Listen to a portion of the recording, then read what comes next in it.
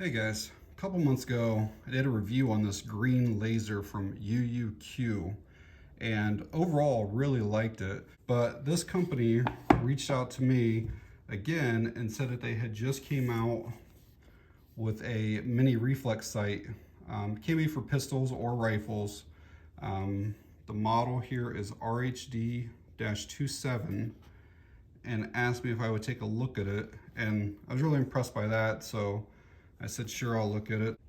So I figured we'd do a quick unboxing, go over the specs and features, and then get it mounted to something and see what it's about.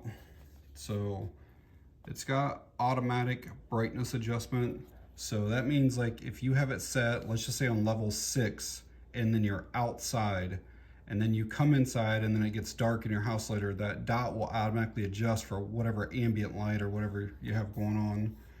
It's got a 50,000 hour battery life. There is a misspelling right there. That's obviously shake awake function. It's shockproof, IPX7 waterproof, and fog proof. All right, let's see what's all in here. So we got some type of tool right here. I assume this probably for adjusting like your elevation and windage and stuff. We'll make sure what that's for. We got a cleaning cloth, a lens cleaning cloth. Battery, it's a CR1632. The user manual. Got a Allen wrench. That might be a star shape. It's kind of hard to see in there, but I think it's a star bit. And then we got the sight itself here, which there's nothing else down in there. And the sight does appear to have a cover on it. So check it out.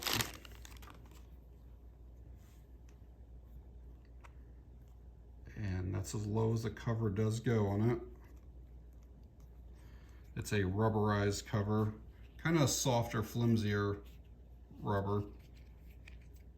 Some quick dimensions on it. We got 1.77 inches in overall length. Our width is 1.18 inches. Height, the overall height is 1.38, and without the base on it, you're looking at 0.98, so just about an inch. And weight with the base on it, 2.2 ounces. So taking a quick look around the sight itself, the anodization is perfect on it. There's no issues at all. You got rubberized buttons here. This is to increase your intensity. We got our elevation adjustment, windage adjustment, decrease the intensity of the brightness. There's a coating on that lens, and then that's that little ambient light sensor that I was talking about earlier with that automatic brightness. And you can see that reflective coating on there, how it looks like almost like a red on that side. But when you're looking through it, you won't see any of that red at all. There is a little bit of a bluish, if I hold this up here, you see how like the one half looks a little bit blue compared to the other side. Not bad though. And it looks like this is our battery door. So once it's mounted, you do not have to take it back off if you ever do need to change the battery. And then these are the screws right now that are mounted to this Picatinny plate or adapter. And if we want to remove this to put it on like an RMR footprint, we'll take those two screws out and then put it on a pistol. So I mentioned earlier that it has shake awake technology, and basically after 2 minutes, this will more or less turn itself off. And then at any point you grab your pistol or rifle or shotgun or whatever, and as soon as you grab it and move it, it will come back on automatically. It's got a 2 MOA dot, which whenever I put a battery in, I'll obviously show you that. 9 different brightness settings. Quickly show you the manual for it. Just kind of goes over some of the things I've already talked about.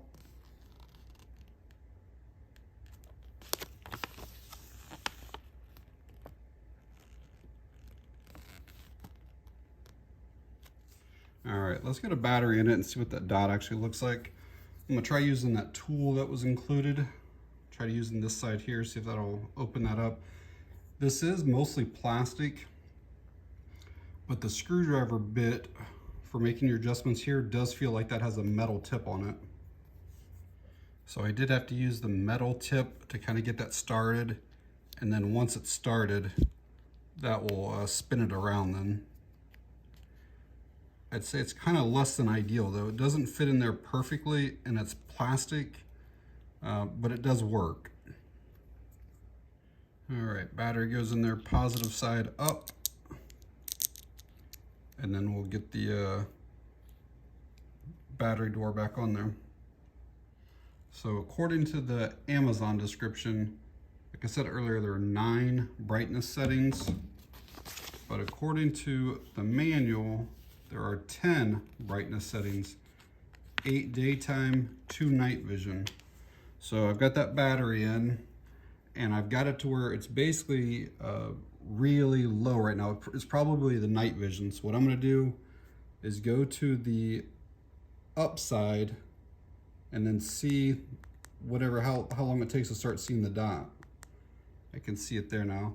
Let's zoom that out and get it to where it's actually focused here. All right, so there's that dot. Let's see how bright it gets through these settings here.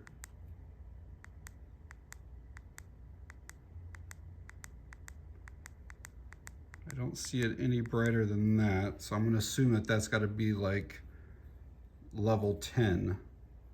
So then let's come back down through. That down is really stiff. That should be 8, 7, 6, 5, 4, 3. That should be 2. And yeah, so it should be right around 2 or 1 right there, and those are the night vision settings. So let's go back up through it one more time. Find it there. Should be able to start seeing it. Right there it is.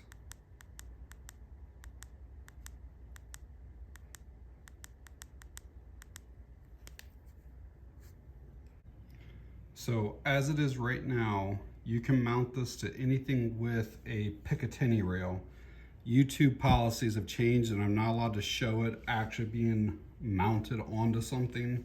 You can't even show a flashlight being added to a gun anymore. But so this pick rail right here, basically you could take this and you could mount this anywhere you wanted to on it. And then obviously I could remove like my magnifier and my red dot there, and then just put this little red dot there in place of it on this rifle. But I'm going to mount it to a pistol, so we're going to need to take these 2 screws out of it and just use that star shaped tool, and then we'll just pull those screws out. With that little plate off, that red dot weighs 1.3 ounces. Very, very lightweight. All right, so I got it on the Taurus G3C. Again, it's just those 2 screws that just goes down through it. You're supposed to torque these down. I don't know what the inch pounds are, maybe 15 or 20. I don't have a torque wrench for something like this, so I just did it hand tight. There is a blue thread locker on those.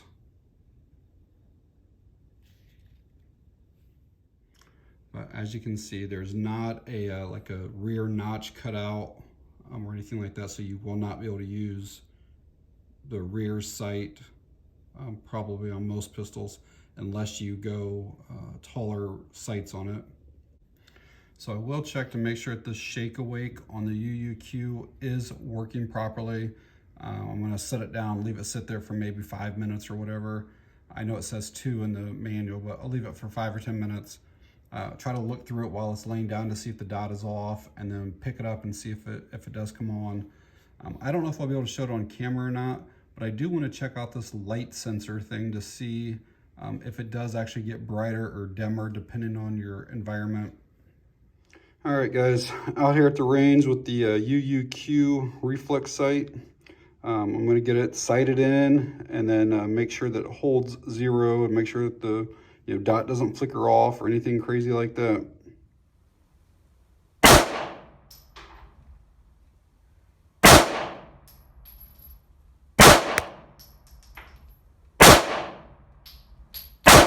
So that was the UUQ right out of the box. I obviously need to bring that dot up quite a bit. All right, I think I have it pretty well sighted in here, and that's what the sight picture basically is going to look like for you.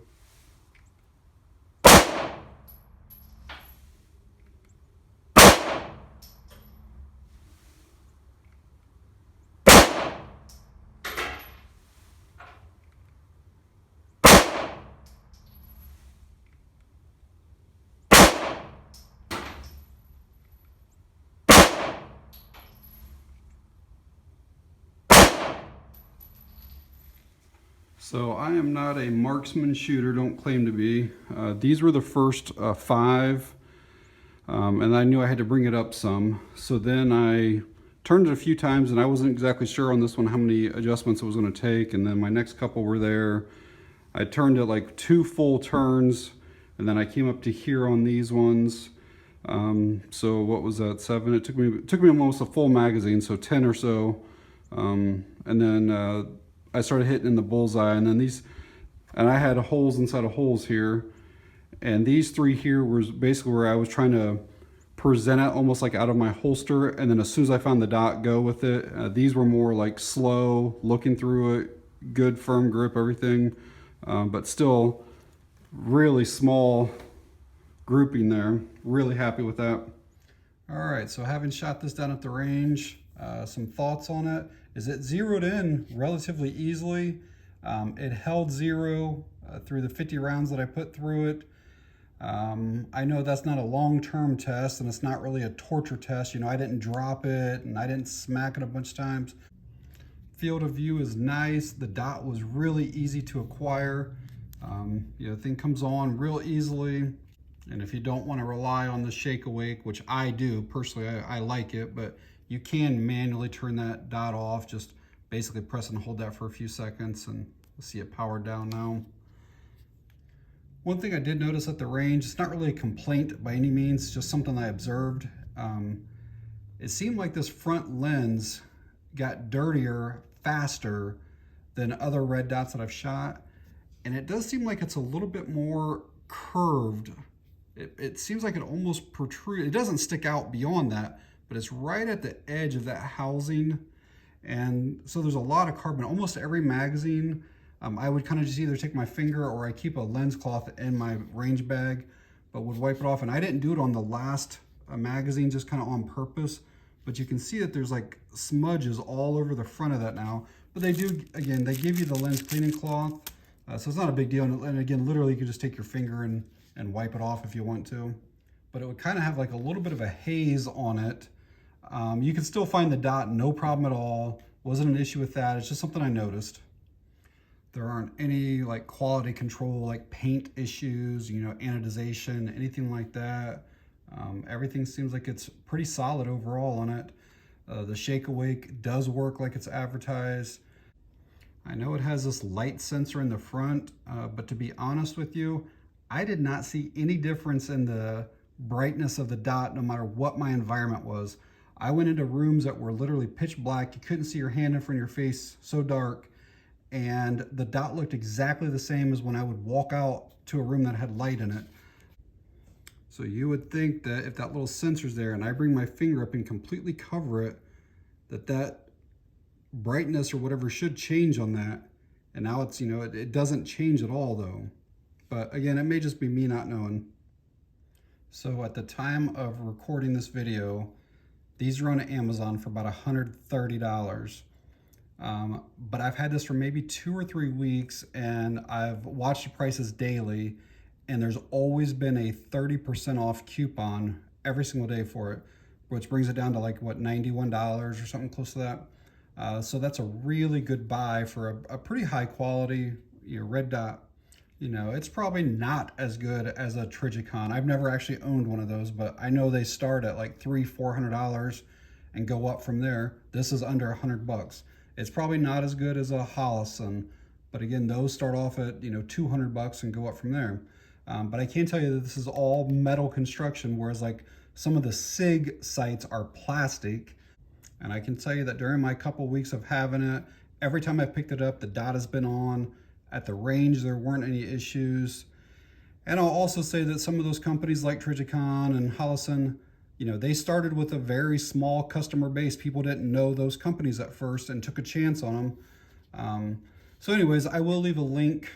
It's an Amazon link down in the video description to this exact site. Pick it up. You know, if you don't like it, return it. You know, it's that simple with Amazon. So if you guys got any questions, leave them down in the comment section and I will try to get to them. But yeah, that's going to be it on this one. Thanks for watching. I appreciate it.